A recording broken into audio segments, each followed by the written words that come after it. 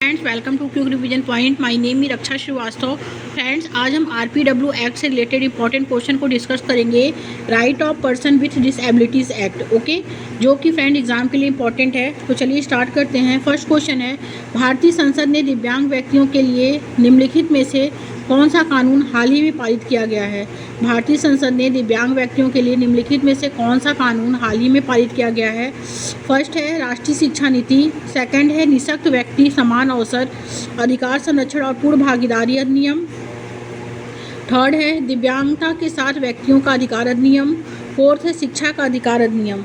तो correct answer जो होगा इसमें भारतीय संसद ने दिव्यांग व्यक्तियों के लिए निम्नलिखित में से कौन सा कानून हाल ही में पारित किया गया है। तो फ्रेंड वो है निःशक्त व्यक्ति समान अवसर अधिकार संरक्षण और पूर्ण भागीदारी अधिनियम। ओके, सेकंड आंसर इसमें करेक्ट हो जाएगा, क्योंकि दिव्यांगता के साथ व्यक्तियों का अधिकार अधिनियम 2016 जो है 16 में आया था, जबकि निःशक्त व्यक्ति अधिनियम जो है 1995 में आया था। ओके, तो इसका करेक्ट आंसर जो हो जाएगा वो सेकंड हो जाएगा कि भारतीय संसद ने दिव्यांग व्यक्तियों के लिए निम्नलिखित में से कौन सा कानून हाल ही में पारित किया है। तो फ्रेंड इसमें निःशक्त व्यक्ति समान अवसर अधिकार संरक्षण और पूर्ण भागीदारी अधिनियम, क्योंकि दिव्यांगता के साथ व्यक्तियों का अधिकार अधिनियम 2016 में आया था, जबकि निःशक्त व्यक्ति अधिनियम 1995 में आया था। तो करेक्ट आंसर इसमें सेकंड हो जाएगा। नेक्स्ट क्वेश्चन देखेंगे, निम्न में से कौन सा शारीरिक गति विकलांगता से जूझते विद्यार्थियों के लिए गतिशीलता सहायक तकनीक का उदाहरण है। निम्न में से कौन सा शारीरिक गति विकलांगता से जूझते व्यक्तियों के लिए गतिशीलता सहायक तकनीक का उदाहरण है। फर्स्ट है व्हील चेयर पहिया कुर्सी, सेकंड है बड़ी मुद्रण वाली किताबें, थर्ड है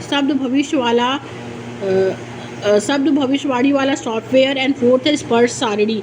तो करेक्ट आंसर जो होगा वो हो जाएगा फर्स्ट व्हील चेयर और पहिया कुर्सी। ओके, पहिया कुर्सी शारीरिक गति विकलांगता से जूझते विद्यार्थियों के लिए सहायक तकनीक होगी, क्योंकि शारीरिक गति विकलांगता के अंदर चलने में जो है दिक्कतें आती हैं, तो इसीलिए व्हील चेयर जो है पहिया कुर्सी। करेक्ट आंसर इसमें फर्स्ट हो जाएगा। नेक्स्ट क्वेश्चन देखेंगे, निम्न में से किसे दिव्यांगजन अधिनियम 2016 में बढ़ावा दिया गया है। निम्न में से किसे दिव्यांगजन अधिनियम 2016 में बढ़ावा दिया है। फर्स्ट है दिव्यांगजनों के लिए विशिष्ट शिक्षा की अनिवार्यता, सेकंड है दिव्यांगता के आधार पर अधिकारों के उपागमन में भेदभाव, थर्ड है दिव्यांगजनों की शिक्षा के अधिकार से बेदखली एंड फोर्थ है जीवन से सभी क्षेत्रों में समानता और गैर भेदभाव। तो करेक्ट आंसर जो होगा कि निम्न में से किसे दिव्यांगजन अधिकार अधिनियम 2016 में बढ़ावा दिया गया है, वो है जीवन से सभी क्षेत्रों में समानता और गैर भेदभाव। ओके, करेक्ट आंसर 4 हो जाएगा, क्योंकि दिव्यांगजन अधिकार अधिनियम 2016 जो है, क्योंकि दिव्यांगजन अधिकार अधिनियम 2016 समानता की बात करता है, जीवन से सभी क्षेत्रों में समानता के अधिकार की बात करता है। ओके, तो करेक्ट आंसर इसमें 4 हो जाएगा। आगे देखेंगे अगला क्वेश्चन क्या है, दिव्यांगजन अधिकार अधिनियम 2016 निम्न में से किस सिद्धांत को परिपोषित करता है। फर्स्ट है पृथकीकरण, सेकंड है नामीकरण, थर्ड है समावेशन एंड फोर्थ है एकीकरण। तो दिव्यांगजन अधिकार अधिनियम जो है निम्न में से किस सिद्धांत को परिपोषित करता है, तो वो करता है समावेशन को। करेक्ट आंसर सी हो जाएगा, क्योंकि दिव्यांगजन अधिकार अधिनियम 2016 सभी दिव्यांगों के लिए हर क्षेत्रों में समानता के अवसर की बात करता है, जो कि शिक्षा के क्षेत्र में समावेशन से प्राप्त होता है। ओके, तो करेक्ट आंसर थर्ड हो जाएगा। नेक्स्ट क्वेश्चन देखेंगे, नेक्स्ट क्वेश्चन है दिव्यांगजन अधिकार अधिनियम 2016 के अनुसार बौद्धिक क्रियाशीलता में सीमाबद्धता वाले व्यक्ति को संबोधित करने का उचित तरीका क्या है।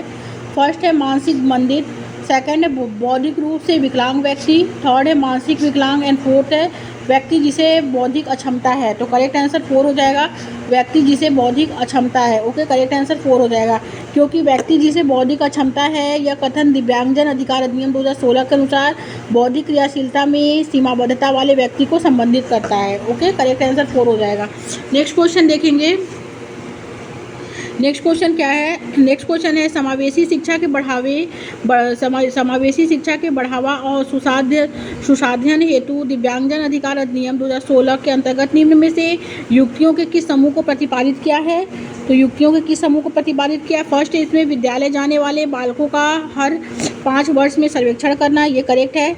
और थर्ड है पुस्तकें, अन्य अधिगम सामग्री और समुचित सहायक युक्तियाँ उपलब्ध कराना है, ये भी करेक्ट है। एंड फोर्थ क्या है कि संसूचना हेतु समुचित संवर्धित और अनुकल्पी पद्धतियों का उपयोग, ये भी करेक्ट है।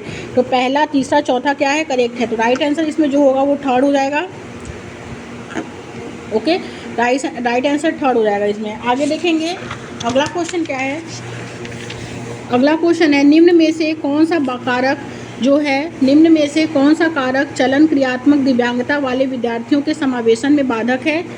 तो फर्स्ट है इसमें लचीला पाठ्यक्रम, सेकंड है अगम्य आधारभूत संरचना, थर्ड है समानुभूति पूर्ण अभिवृत्ति एंड फोर्थ है व्यापक मूल्यांकन। तो राइट आंसर इसमें सेकंड हो जाएगा, अगम्य आधारभूत संरचना। अगम्य आधारभूत संरचना, ओके, ये जो चलन दिव्यांगता या शारीरिक दिव्यांगता वाले विद्यार्थियों के समावेशन के लिए आधारभूत संरचना जरूरी है ताकि उन्हें विद्यालय में कोई दिक्कत ना आए। ओके, करेक्ट आंसर सेकंड हो जाएगा। नेक्स्ट क्वेश्चन देखेंगे, एक भाषा कक्षा में वह विद्यार्थी जिन्हें वाचन वैकल्प है उनके सफल समावेशन हेतु निम्न में से किस तकनीक का इस्तेमाल करने से बचना चाहिए? फर्स्ट है इसमें हस्तलिखित कार्यों को जमा करने की सख्त समय सीमा निर्धारित करना, सेकंड है कक्षा में नोटिस बनाने की जगह आवाज़ रिकॉर्डर के इस्तेमाल की अनुमति देना, थर्ड है हस्तलिखित के बजाय टाइप और मुद्रित करके कार्यपत्रों को जमा करने की अनुमति देना, फोर्थ है व्यक्तिगत गति के अनुसार पठन और लेखन के अवसर प्रदान करना। तो करेक्ट आंसर जो हो जाएगा कि एक भाषा कक्षा में वह विद्यार्थी जिन्हें वाचन वैकल्प है उन्हें सफल समावेशन हेतु निम्न में से किस तकनीक का इस्तेमाल करने से बचना चाहिए? तो उन्हें हस्तलिखित कार्यों को जमा करने की सख्त समय सीमा क्या करना चाहिए? निर्धारित करना चाहिए। ओके, करेक्ट आंसर फर्स्ट हो जाएगा। नेक्स्ट क्वेश्चन देखेंगे, निम्नलिखित में से कौन सा विकल्प है, निम्नलिखित में से कौन सा विकल्प दी गई दिव्यांगता और संबंधित छात्रों के समावेशन हेतु यथोचित संयोजन रणनीति का सही युग्म है? फर्स्ट है गुणज वैकल्प, कैलकुलेटर का प्रावधान, सेकंड है पठन वैकल्प लंबे लिखित कार्य सौंपना, थर्ड है स्वर्ण दोष ऑडियो टेप देना एंड फोर्थ है दृश्य हानि चित्रों वाली पुस्तकें उपलब्ध कराना। तो करेक्ट आंसर जो होगा वो फर्स्ट हो जाएगा कि निम्नलिखित में से कौन सा विकल्प दी गई दिव्यांगता और संबंधित छात्रों के समावेशन हेतु यथोचित संयोजन रणनीति का सही युग्म है? तो वो है गुणज वैकल्प कैलकुलेटर का प्रावधान। ओके, करेक्ट आंसर फर्स्ट हो जाएगा क्योंकि वह दिव्यांगता जो शिक्षार्थी की गणितीय गणनाओं को करने की दक्षता को क्या करती है? प्रभावित करती है। तो करेक्ट आंसर फर्स्ट हो जाएगा। नेक्स्ट क्वेश्चन देखेंगे, नेक्स्ट क्वेश्चन क्या है, निम्नलिखित में से कौन सा विकल्प दी गई दिव्यांगता और संबंधित विद्यार्थियों के समावेशन हेतु यथोचित संयोजन रणनीति का सही युग्म है?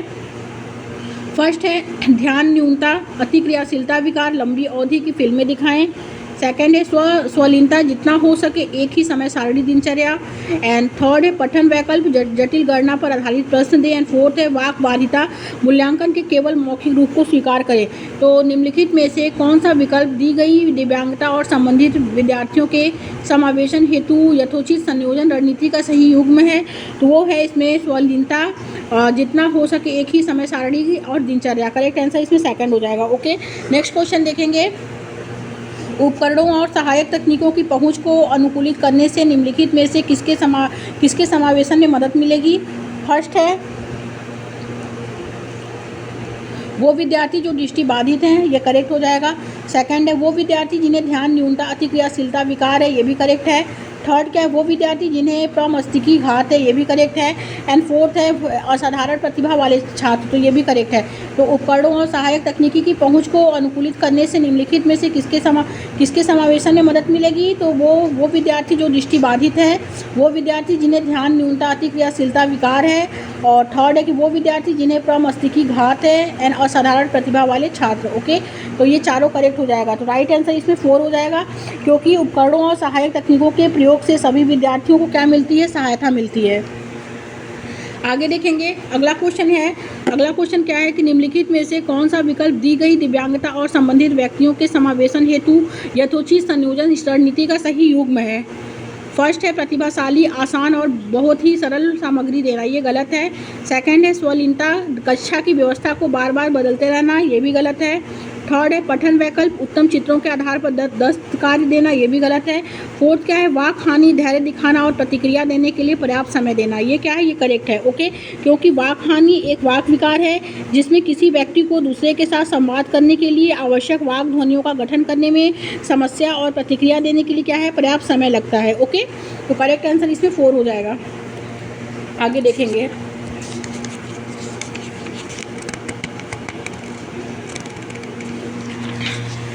अगला क्वेश्चन है कि गतिक दिव्यांगता वाले विद्यार्थी का सफल समावेशन सुनिश्चित करने के लिए निम्न में से किससे बचना महत्वपूर्ण है। गतिक दिव्यांगता वाले विद्यार्थियों का सफल समावेशन सुनिश्चित करने के लिए निम्न में से किससे बचना महत्वपूर्ण है। तो फर्स्ट है इसमें ऊपरी मंजिल पर कक्षाओं, पुस्तकालय और प्रयोगशालाओं का आवंटन करना। सेकंड है विद्यालय के सभी क्षेत्रों को रैंप और लिफ्टों से समतल करना। थर्ड है विद्यार्थियों की आवश्यकताओं के अनुसार अनुकूलन करना। एंड फोर्थ है बैठने की व्यवस्था में उचित समायोजन करना। तो राइट आंसर जो इसमें होगा वो फर्स्ट हो जाएगा कि गतिक दिव्यांगता वाले विद्यार्थियों का सफल समावेशन सुनिश्चित करने के लिए निम्न में से किससे बचना महत्वपूर्ण है। तो वो है ऊपरी मंजिल पर कक्षाओं, पुस्तकालय और प्रयोगशालाओं का आवंटन करना। ये क्या है, ये महत्वपूर्ण है क्योंकि गतिक दिव्यांगता वाले विद्यार्थियों का सफल समावेशन के लिए सुलभ इमारतों की आवश्यकता है, जैसे भूतल, ग्राउंड फ्लोर पर कक्षाएं होनी चाहिए। ओके, तो राइट आंसर इसमें फर्स्ट हो जाएगा।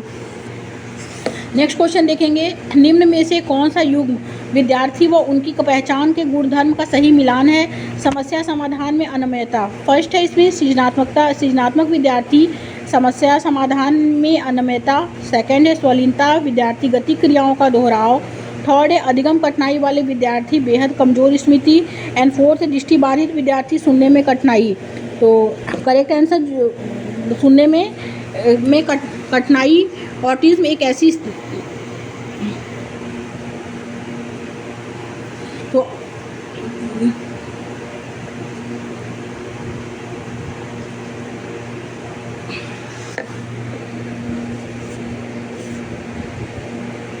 तो इसमें जो करेक्ट आंसर हुआ कि निम्न में से कौन सा युग्म जो है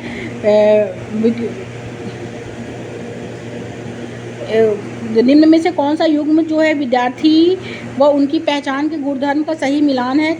समस्या समाधान में अनियमितता।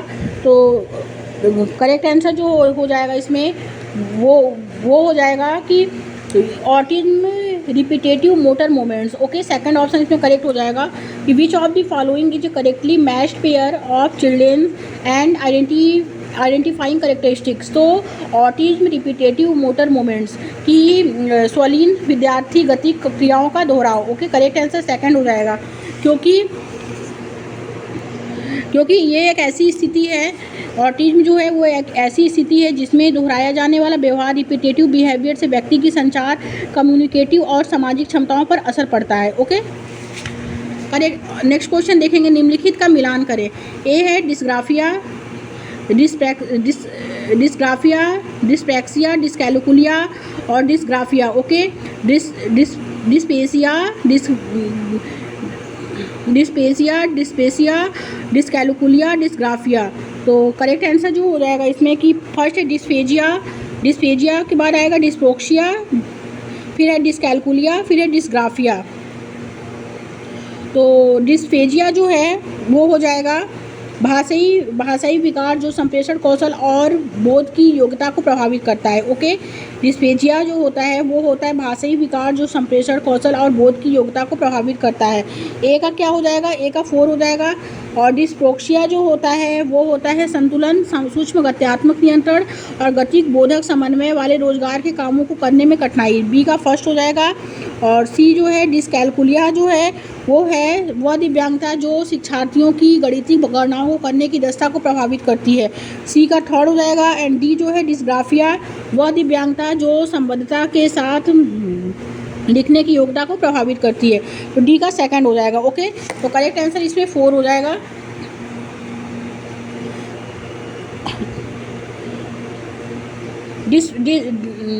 डिस्फेजिया जो होता है वो होता है भाषा विकार। और डिस्प्रोक्सिया जो होता है वो होता है तांत्रिक संबंधी विकार। डिस्कैलकुलिया गणना संबंधी विकार। और डिस्ग्राफिया जो होता है वो लिखने से संबंधित होता है, लेखन विकार होता है। ओके, तो करेक्ट आंसर इसमें 4 हो जाएगा। नेक्स्ट क्वेश्चन देखेंगे, नेक्स्ट क्वेश्चन है, एक शिक्षिका अपनी कक्षा में दिव्यांग विद्यार्थियों के अधिगम के लिए प्रेरक परिवेश कैसे बन सकती है? एक शिक्षिका जो है अपनी कक्षा में दिव्यांग विद्यार्थियों के अधिगम के लिए प्रेरक परिवेश कैसे बन सकती है? फर्स्ट है इसमें यह दृढ़ अपेक्षा रखकर कि वे सख्त पाठचर्या का अनुसरण करें। सेकंड है बच्चे से परामर्श करें बिना उनके लिए सारे निर्णय खुद लेकर। थर्ड है यह सुनिश्चित करके कि उनका आकलन मानकीकृत आकलन तरीकों द्वारा हो। एंड फोर्थ है पाठचर्या में उपयुक्त व यथोचित समायोजन करके। तो करेक्ट आंसर जो होगा कि एक शिक्षिका अपनी कक्षा में दिव्यांग विद्यार्थियों के अधिगम के लिए प्रेरक परिवेश कैसे बन सकती है? वो बन सकती है पाठचर्या में उपयुक्त व यथोचित समायोजन करके बन सकती है, क्योंकि पाठ्यक्रम को लचीला एवं आवश्यकताओं के अनुरूप होना चाहिए। इससे बच्चे को सीखने का प्रेरक परिवेश मिलता है। करेक्ट आंसर 4 हो जाएगा। नेक्स्ट क्वेश्चन देखेंगे, अवधान न्यूनता अतिक्रियाशीलता विकार ADHD से जूझते विद्यार्थी के बारे में। अवधान न्यूनता अतिक्रियाशीलता विकार ADHD से जूझते विद्यार्थियों के बारे में निम्न में से क्या सही है? फर्स्ट है वे आवेगशीलता के निरंतर स्वरूप दर्शाते हैं। सेकंड है वे काफ़ी देर तक निर्धारित सीट पर बैठ सकते हैं। थर्ड है उनमें सभी को सुनने की अति सहनशीलता होती है। एंड फोर्थ वे अपनी क्रियाओं को व्यवस्थित रूप से करते हैं। तो करेक्ट आंसर फर्स्ट हो जाएगा, वे आवेगशीलता के निरंतर स्वरूप को दर्शाते हैं। ओके, क्योंकि अटेंशन और डेफिसिट जो हाइपर एक्टिविटी डिसऑर्डर जो होता है ADHD, वो बच्चे की उम्र के हिसाब से खराब एकाग्रता अवधि या कम ध्यान अवधि और या अति सक्रियता और अनुचित आवेगपूर्ण बर्ताव है, जो कामकाज या विकास में क्या करता है? बाधा उत्पन्न करता है। ओके, तो करेक्ट आंसर इसमें फर्स्ट हो जाएगा। नेक्स्ट क्वेश्चन देखेंगे, पठन वैकल्प किस प्रकार की विकलांगता है? पठन वैकल्य जो है वो किस प्रकार की विकलांगता है? फर्स्ट है अधिगम विशिष्ट, सेकंड है संवेदी, थर्ड है व्यवहारात्मक एंड फोर्थ है गत्यात्मक। तो करेक्ट आंसर फर्स्ट हो जाएगा, अधिगम विशिष्ट क्या है? विकलांगता है, क्योंकि अधिगम विशिष्ट विकलांगता जो होती है, स्पेसिफिक लर्निंग डिसेबिलिटीज़ जो होती है वो 3 प्रकार की होती है। ओके, फर्स्ट जो होता है डिसलेक्सिया, जो पठन विकार होता है जिसे हम रीडिंग डिसऑर्डर कहते हैं। फिर होता है डिस्ग्राफिया, जिसे हम लेखन विकार कहते हैं, जो राइटिंग डिसऑर्डर होता है। फिर होता है डिस्कैलकुलिया, जिसे हम गणना विकार कहते हैं या कैलकुलेशन डिसऑर्डर कहते हैं। तो राइट आंसर जो होगा वो हो जाएगा अधिगम विशिष्ट। Okay, thank you friends.